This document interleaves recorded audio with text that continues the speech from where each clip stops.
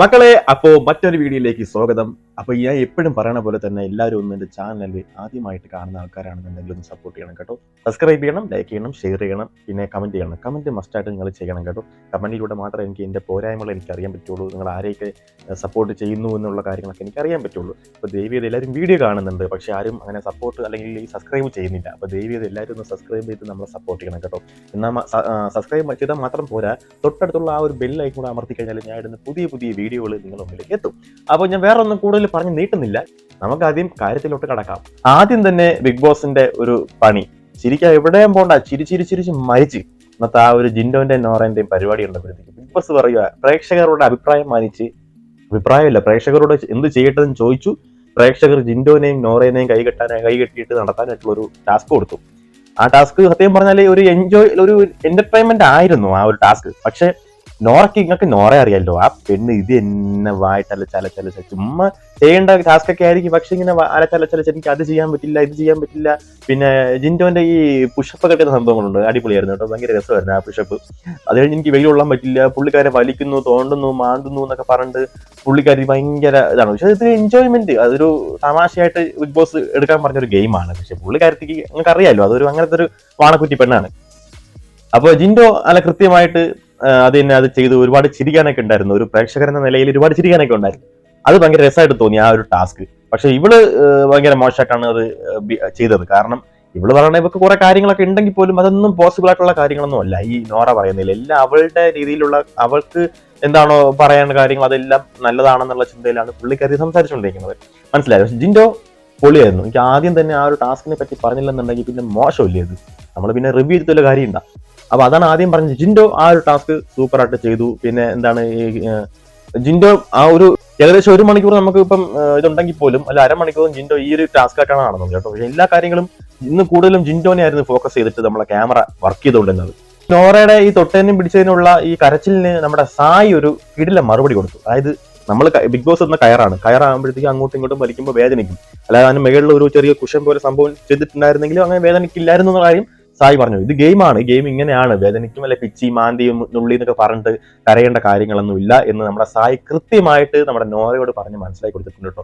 അത് അവർക്ക് കൊണ്ടു. ഇതിൽ റെസ്മിനും പറയുന്നുണ്ട്, നോറയ്ക്കും കളിക്കാം, നോറയും ചെയ്യാം, നോറയ്ക്ക് അങ്ങോട്ട് പോവാം ഇങ്ങോട്ട് പോവാം ഒക്കെ ചെയ്യാം, അതായത് നോറയ്ക്കും എന്റർടൈൻമെന്റ് ചെയ്യിപ്പിക്കാം. പക്ഷെ പുള്ളിക്കാരത്തിൽ പറയണമെന്ന് വെച്ചാൽ, എനിക്ക് ജിൻഡോ ആരോഗ്യവാനല്ലേ, ഇപ്പൊ ജിൻഡോ വൈകുന്നേരത്തിലേ പോകാൻ പറ്റുമോ? ജിൻഡോ വലിച്ചിട്ടൊന്നുമില്ല. ജിൻഡോ കൈ ഇങ്ങനെ പൊക്കും താക്കും ഇങ്ങനെയുള്ള സംഭവങ്ങളൊക്കെ ആയിരുന്നു. വലിച്ചിട്ട് ആരെയും ദ്രോഹിച്ചില്ല. പിന്നെ വെയിൽ കൊള്ളണം അത് ജിൻഡോന്റെ ഇഷ്ടമാണ്. അപ്പൊ ഉദാഹരണത്തിന് ഇപ്പൊ നമുക്ക് നോറയ്ക്ക് അകത്ത് പോകണം താല്പര്യം ഉണ്ടെങ്കിൽ നോറ വലിച്ചുകൊണ്ട് പോകണം അകത്തോട്ട്. മനസ്സിലായി? ഇപ്പൊ ജിൻഡോയ്ക്ക് പുറത്താണ് നിൽക്കണം എന്നുണ്ടെങ്കിൽ ഓക്കെ, പുറത്ത് നിൽക്കണം. ഇത് ഇനി ആൾക്കാർ പറയുകയാണ് അങ്ങനെ നിൽക്കാൻ പാടില്ല, ജിൻഡോ അകത്ത് കയറും. അതെന്താണ് ഒരു ടാസ്ക് പറയുമ്പോഴത്തേക്ക് ടാസ്ക് ആയിരിക്കണം. അത് എങ്ങനെ എന്റർടൈൻമെന്റ് ആൾക്കാരിലേക്ക് എത്തിക്കാം എന്നതാണ് ജിൻഡോ നോക്കിക്കൊണ്ടിരുന്നത്. പക്ഷെ ആൾക്കാർ, നമ്മുടെ മറ്റു മെമ്പേഴ്സൊക്കെ ഇതിനെതിരെ എതിരെയായിട്ടല്ല, പുള്ളിക്കാരൻ പറഞ്ഞു വെയിൽ കൊള്ളണം, ആ തീറി പോകാൻ പറഞ്ഞു.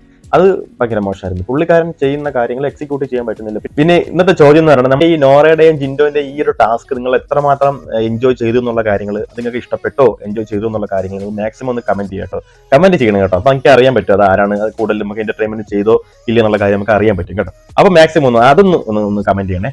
ഇഷ്ടപ്പെട്ടോ ഇല്ല, ഇഷ്ടപ്പെട്ടില്ലെങ്കിൽ ഇഷ്ടപ്പെട്ടില്ല, ഇഷ്ടപ്പെട്ടെങ്കിൽ ഇഷ്ടപ്പെട്ടു എന്നുള്ള കാര്യം. ടാസ്കുമായി ബന്ധപ്പെട്ട് നമുക്ക് കിച്ചണിൽ കയറി ജോലിയും ചെയ്യാൻ വേണ്ടിയിട്ട് നമ്മുടെ പവർ ടീം ജിൻഡോനെ ഏൽപ്പിച്ചിട്ടില്ലായിരുന്നു. പക്ഷെ അവിടുത്തെ ജോലികളൊക്കെ ചെയ്തത് നമ്മുടെ ശ്രീതുവും ജാസ്മിനും, അവിടുത്തെ കിച്ചൺ ടീമൊക്കെ, ജാസ്മിൻ ഉൾപ്പെടുന്ന കിച്ചൺ ടീമൊക്കെ ആയിരുന്നു. ജാസ്മിൻ വർക്ക് ചെയ്തു. അങ്ങനെ അപ്പം പറയാണ്, ഈ ജാസ്മിന്റെ ചിലതൊക്കെ സംസാരം നമുക്ക് അത്ര ഇഷ്ടപ്പെടില്ല.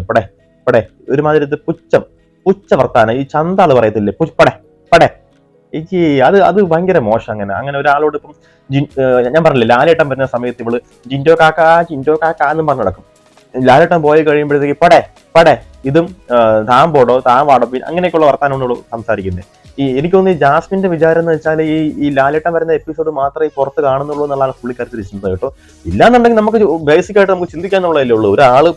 ഒരാളെ ഒരു പേരിട്ട് വിളിക്കുമ്പോൾ കാക്ക വിളിക്കും. കാക്ക എന്ന് പറയുമ്പോഴത്തേക്കും ഇവള് അങ്ങനെ വിളിക്കും. നമ്മളൊക്കെ എല്ലാവരും ഈ കാ എന്നൊക്കെ വിളിക്കാറുള്ളൂ. ഇവളെന്താ കാക്ക എനിക്കറിയത്തില്ല. കാക്ക ചുമ്മാ അല്ല എല്ലാവരും കളിയാക്കുന്നു ഇവന്മാരൊക്കെ. കാക്ക എന്നൊക്കെ പറയുന്നത് മോശം. കാക്ക എന്നല്ല, ഇക്കൊന്നല്ല, അല്ലെങ്കിൽ വേറെ ഒന്നും ചേട്ടാന്ന് വിളിക്കണം അല്ലേ. അങ്ങനെ ചെയ്ത് കാക്ക ഭയങ്കര ഒലിച്ചു വരുന്ന സ്നേഹം ജാസ്മിന്. ഇതിനെ കാണുമ്പോഴേ ദേഷ്യം വരും. സത്യം പറയല്ലേ, ഇതിനെ കാണുമ്പോഴേ ദേഷ്യം വരും. ഇതിനൊക്കെ കെട്ടിക്കൊണ്ട് പോകണ എൻ്റെ അവസ്ഥയാണ് ഞാൻ ആലോചിക്കുന്നത്. എന്നാലും കുറേയൊക്കെ കാണും, കുറേമാര് ഇതിനു വേണ്ടി നിൽക്കുന്ന കാണാം. സപ്പോർട്ട് ചെയ്യാനും കുറെ ആൾക്കാരുണ്ട്. പിന്നെ എനിക്ക് ഒരു കാര്യം ബിഗ് ബോസിനോട് ചോദിക്കേണ്ടതെന്ന് വെച്ചാൽ, നമ്മുടെ രതീഷിനെ എന്തിനാണ് ഇങ്ങോട്ട് കൊണ്ടുവരുന്നത്? നമ്മുടെ ബിഗ് ബോസിനകത്തുള്ള ഈ പരിപാടികൾക്കൊക്കെ ജഡ്ജ്മെന്റ് ചെയ്യാൻ വേണ്ടിയാണ് പുള്ളിക്കാരനെ ഇങ്ങോട്ട് കൊണ്ടുവരുന്നത്. എനിക്ക് അറിയാൻ വയ്യാത്തൊരു ചോദിക്കുക ബിഗ് ബോസ്. അതിനൊരു ഉത്തരം പറയണം. കാരണം പുള്ളിക്കാരൻ വന്നിട്ട് പുള്ളിക്കൊന്നും ചെയ്യാൻ പറ്റണില്ല. പുള്ളിക്ക് ഇവിടെ ഒന്നും എന്തൊക്കെയോ ചെയ്യണമെന്നൊക്കെ ഉണ്ട്, പക്ഷെ പുള്ളിക്കൊന്നും ചെയ്യാൻ പറ്റില്ല. തടസ്സം പോലെ നിൽക്കുക. പുള്ളി ഗസ്റ്റ് ആയിട്ട് വന്നു എന്നുള്ളതിലാണ്. പക്ഷെ പുള്ളി പറയുന്നുണ്ട്, നിങ്ങൾ എന്നെ ഗസ്റ്റ് ആയിട്ടല്ലാതെ വേറെ ഒരു മത്സരാർത്ഥിയായിട്ട് കാണുകയാണെന്നുണ്ടെങ്കിൽ ജാസ്മിന്റെ മുഖംമൂടി എന്നല്ല, ജാസ്മിനെ ഇപ്പൊ വലിച്ചു ഊരിക്കുമെന്ന് പറഞ്ഞ പുള്ളിക്കാരൻ പറഞ്ഞ അത് ചെയ്യും. അത് അങ്ങനത്തെ ഒരു ക്യാരക്ടറാണ്. പുള്ളി നല്ല എന്റർടൈൻമെന്റ് ആണ്.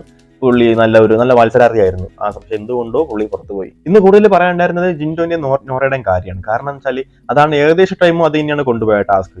അതില് ജിൻഡോ കൈ ചൂണ്ടിയപ്പോ ആരെയാ കൈ ചൂണ്ടി സംസാരിക്കുന്നത്? ഇതൊക്കെ ഒരു എന്റർടൈൻമെന്റ് ആയിട്ട് എടുക്കേണ്ട കാര്യങ്ങളൊക്കെയാണ്. ബേബി എന്ന് വിളിച്ചപ്പോ എന്തിനാ ബേബി എന്ന് വിളിച്ചത്, എന്താ അർത്ഥത്തിലാ ബേബി എന്ന് വിളിച്ചത് എന്നൊക്കെ പറഞ്ഞിട്ട് ഇങ്ങനെ ചുമ്മാ ചൊറിയുവായി ഈ പെണ്ണ് വാ ഇങ്ങനെയാണെന്ന് തോന്നുന്നുണ്ടോ? എനിക്ക് ഭയങ്കരമായിട്ട് ഒരു വെറുപ്പ് തോന്നിപ്പോ. നമുക്കൊരു ഇഷ്ടമൊക്കെ ഉണ്ടായിരുന്നു, പക്ഷെ വെറുപ്പ് തോന്നിപ്പോ. ടാസ്കുകളിൽ ഏറ്റവും കൂടുതൽ പോയിന്റ് ഉള്ളത് പെനൽ ടീമിനായിരുന്നു. അപ്പം അവസാന പോയിന്റും അവർക്ക് തന്നെയായിരുന്നു. അപ്പൊ പിന്നെ അതിൽ ലാസ്റ്റത്തെ പോയിന്റ്, ഇപ്പൊ ക്യാപ്റ്റൻസിക്ക് വേണ്ടിയുള്ള പോയിന്റിൽ മത്സരിക്കേണ്ടതും ഈ ടീം തന്നെയായിരുന്നു. അതിൽ ഇവര് ഒരു പ്ലാൻ ചെയ്തിരുന്നു. ഇവർക്ക് ആർക്കും ക്യാപ്റ്റൻ ആവാൻ താല്പര്യമില്ല. താല്പര്യം ഉള്ളത് നമ്മുടെ നോറയ്ക്ക് മാത്രമാണ്. ബാക്കി 3 പേർക്കും താല്പര്യമില്ല. അങ്ങനെ നോറ പോയി ആദ്യം എറിഞ്ഞു, ഒന്ന് ജസ്റ്റ് കൊണ്ടു. പക്ഷെ അത് അങ്ങനെ പെട്ടെന്ന് വീണില്ല, ബൗൾഡ് ആയില്ല. പക്ഷെ ബാക്കി ഒന്നും കൊണ്ടില്ല. അതുപോലെ തന്നെ നമ്മളെ അഭിഷേകം വന്ന് മനപ്പൂർവ്വം എറിഞ്ഞ് പുറത്തേക്ക് കളഞ്ഞു. നോറയ്ക്ക് ജയിക്കാൻ. പക്ഷെ നോറ എന്തെങ്കിലും കൊണ്ടിരുന്നുവെങ്കിൽ നമ്മുടെ ഋഷി അത് കൊള്ളിക്കില്ലായിരുന്നു എന്ന ഇവരുടെ പ്ലാനിൽ തിരഞ്ഞത്. അപ്പൊ ഋഷി ഒന്ന് 3 എറിഞ്ഞിട്ടു, റസ്മിൻ 1 എറിഞ്ഞിട്ടു. അങ്ങനെ ഋഷി അടുത്ത ആഴ്ചയിലെ ക്യാപ്റ്റനായി. ഇന്ന് കാര്യമായിട്ട് പറയാനൊന്നും ഇല്ലായിരുന്നു കേട്ടോ. ഇങ്ങനെ തന്നെ കുറച്ച് ആ ജിൻഡോന്റെയും നോറന്റെയും കാര്യങ്ങളൊക്കെ ഒഴിച്ചു വെച്ചാൽ വേറെ ഒന്നും ഇല്ലായിരുന്നു. പിന്നെ ഒരു മണി ടാസ്ക് ആയിരുന്നു, മണി അടിക്കുക. അതും വലിയ ഗുണമൊന്നും ഇല്ലായിരുന്നു. ഈ പറഞ്ഞിട്ട് സമയം പോകണം, അല്ലാണ്ട് നിങ്ങൾക്ക് ഒരു രസം ഉണ്ടാവില്ല ആ ഒരു കാര്യം. ഇന്നത്തെ എപ്പിസോഡിൽ ഇത്രേ പറയാനുള്ളൂ. അപ്പൊ ശരി, അടുത്തൊരു വീഡിയോ ആയിട്ട് വരുന്നവരെയും ബൈ ബൈ.